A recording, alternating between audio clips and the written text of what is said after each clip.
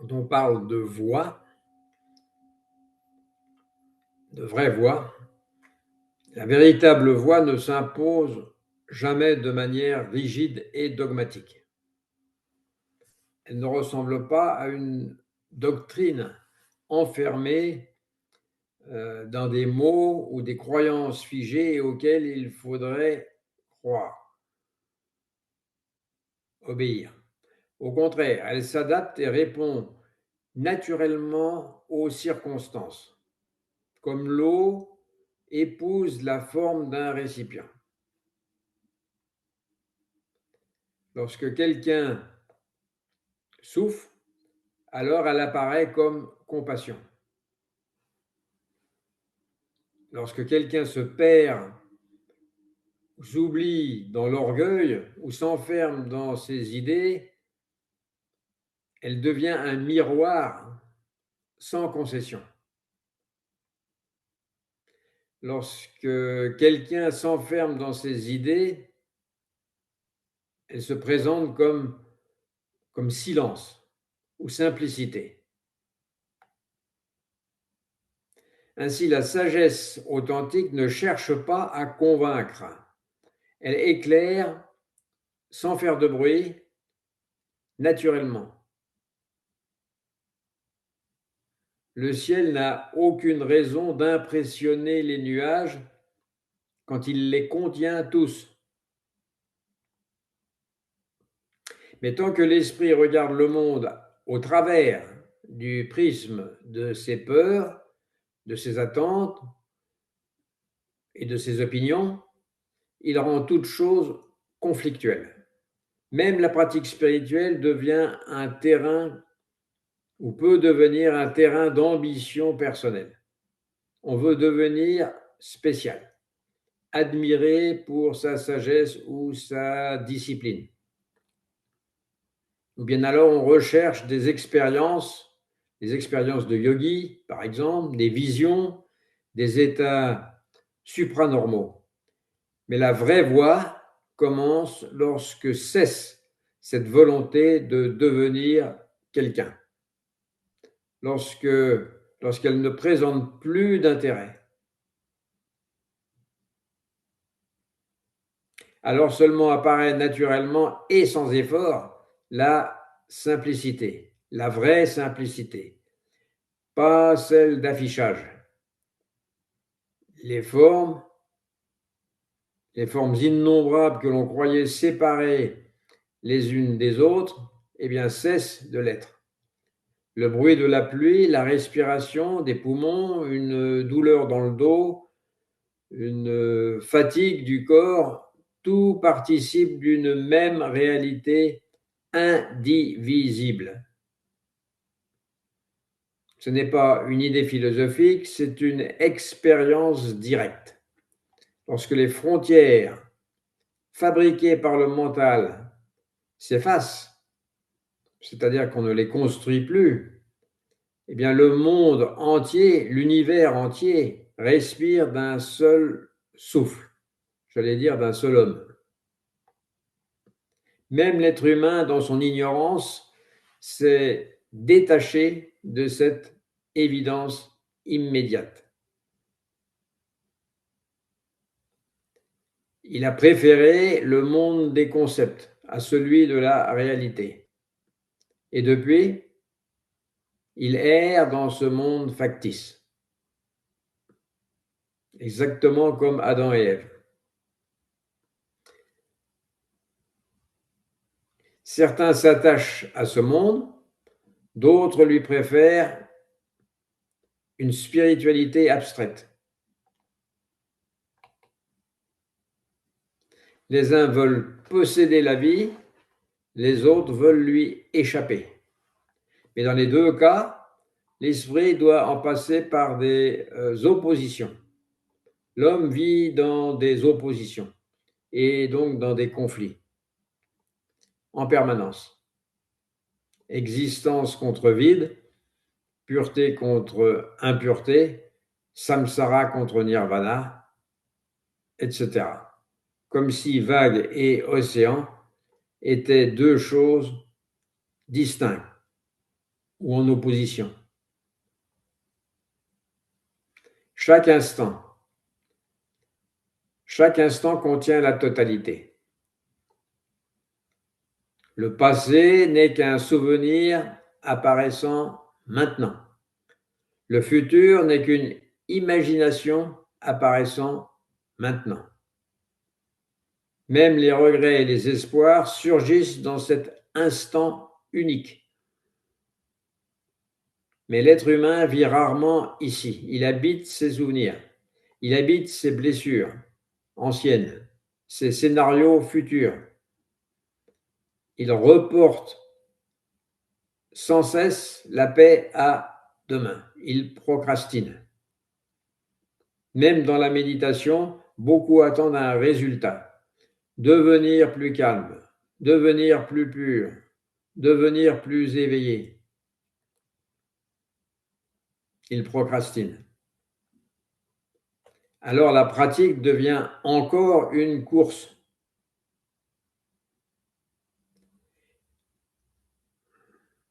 Pourtant, ce qui est recherché n'apparaît jamais dans le futur.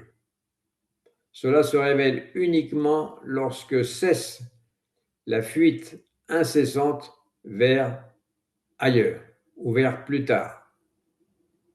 Boire une tasse de café pleinement, maintenant, entendre un train passer dans le lointain, maintenant, sentir le vent sur le visage sans qu'il y ait commentaire intérieur, voilà déjà la porte ouverte. Ce n'est pas plus compliqué que cela.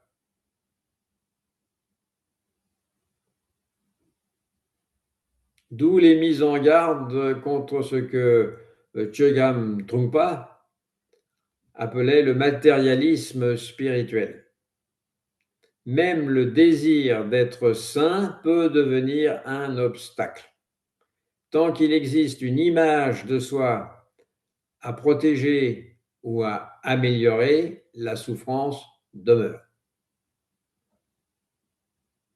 Certains vont accumuler des pratiques, des retraites dans le noir ou des retraites en altitude, des disciplines, des séchines.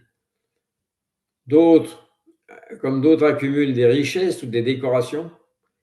Mais l'ego peut se cacher jusque dans les habits du détachement. Matérialisme spirituel. Une personne peut parler du vide avec arrogance.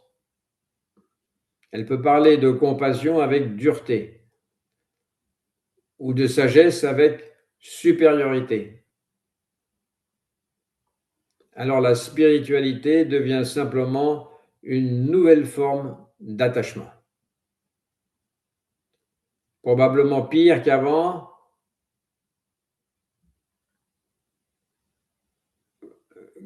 qu'on ne s'engage dans la spiritualité. En fait, l'ego a ce don unique de tout pouvoir retourner à son profit.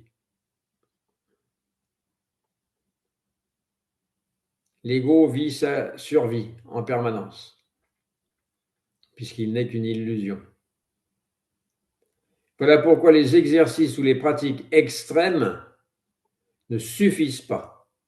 On peut jeûner longtemps, on peut méditer des heures immobiles, réduire le corps au silence, suspendre les pensées pendant un moment, mais si la racine de l'illusion demeure intacte, alors la confusion réapparaîtra tôt ou tard. Immobiliser l'esprit n'est pas le libérer. Un lac gelé, par exemple, paraît calme en surface, mais la vie continue de grouiller sous la glace.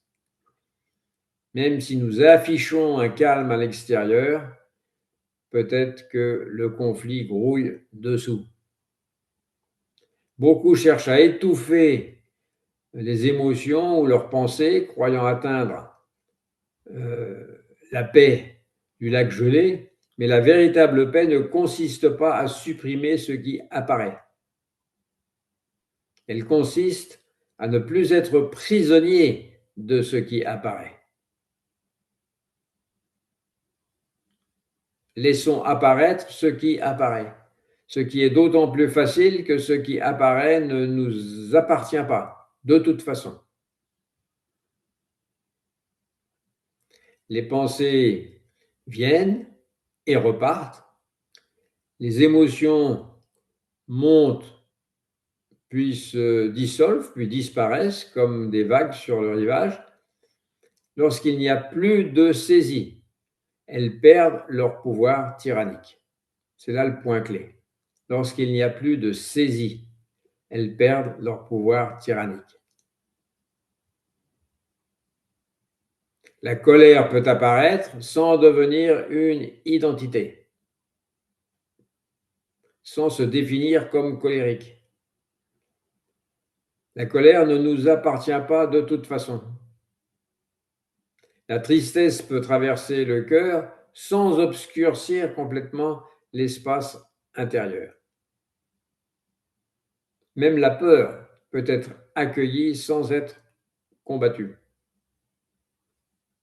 Alors l'esprit cesse de fabriquer un moi solide au centre de chaque expérience. Ce qui demeure est une présence simple, silencieuse, ouverte. Cette ouverture n'est pas une absence froide ou vide. Au contraire, elle permet une relation directe avec toute chose. Lorsqu'on cesse de vivre derrière les concepts, le monde retrouve sa fraîcheur originelle. Tout retrouve sa fraîcheur originelle. Nous sommes dans un monde neuf. Le visage d'un vieillard, le cri d'un enfant, l'odeur de la terre après la pluie, tout cela devient extraordinairement vivant. Ce qui semblait ordinaire se révèle extraordinairement vivant. Mais cela demande de ralentir intérieurement. Tant que le mental bavarde sans interruption, il devient impossible d'entendre la réalité du monde, la réalité des choses. Le monde est voilé.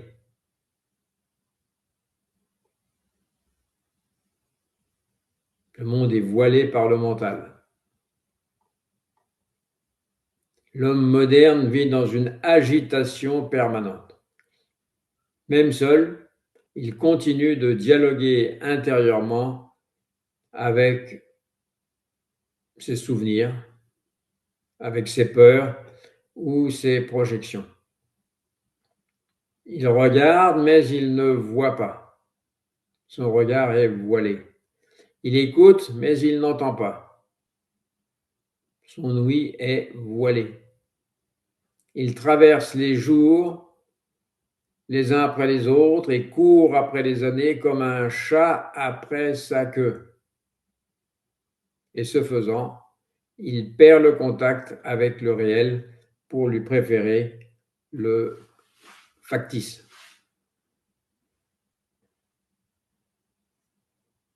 C'est pourquoi la pratique demande une attention totale de tous les instants. C'est comme avec un bambin. Dès qu'on relâche son attention, il va faire une bêtise.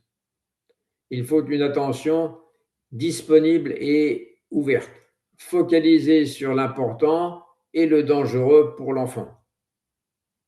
Comme par exemple traverser la rue. On peut accepter une certaine distraction lorsque ce n'est pas dangereux, mais pas pour traverser la rue.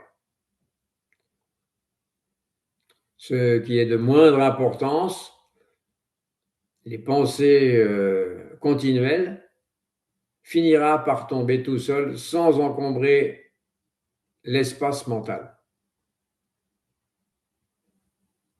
Il ne restera que ce qui est important. Les jugements constants perdront leur intensité. Et une familiarité apparaîtra avec une forme de silence intérieur. Et à ce moment-là, une autre intelligence commence à fonctionner. Une intelligence qui ne vient pas du raisonnement, mais de l'unité avec la situation présente. Sans cette stabilité, les êtres restent continuellement emportés par les impulsions et les émotions.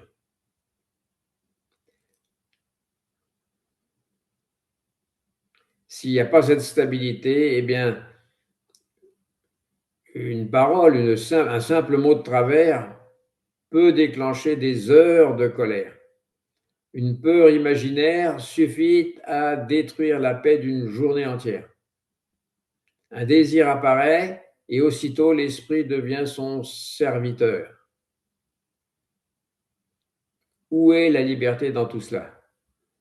Finalement, les plus grands enseignements ne viennent pas des discours humains, philosophes ou maîtres. En fait, la terre, les arbres, les pierres, le ciel, silencieux, enseignent continuellement. Il ne faut pas s'en remettre au factice. On peut s'en remettre à ce qui est là, tout de suite. Le vent ne cherche pas à convaincre. La montagne ne prétend pas être sacrée. La rivière ne résiste jamais à son propre courant. Tout dans la nature exprime une vérité simple, être totalement ce que l'on est, sans conflit intérieur. Parce que même devant un coucher de soleil qui n'appelle a priori aucune discussion particulière, l'esprit pense déjà à comparer, à commenter, à photographier ou posséder l'instant. Très rarement, il demeure simplement présent. Mais quand le mental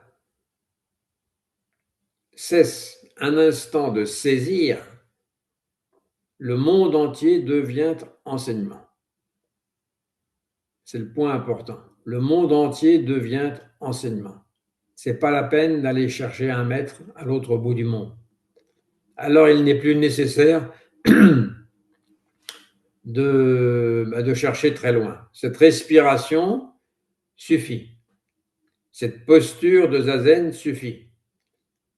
Rien ne manque à l'esprit vacant.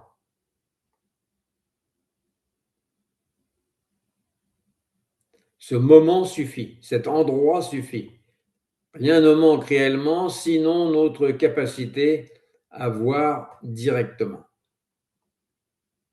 Lorsque cette vision devient claire, même pour un instant, le monde entier apparaît comme une seule réalité vivante, silencieuse et sans limite.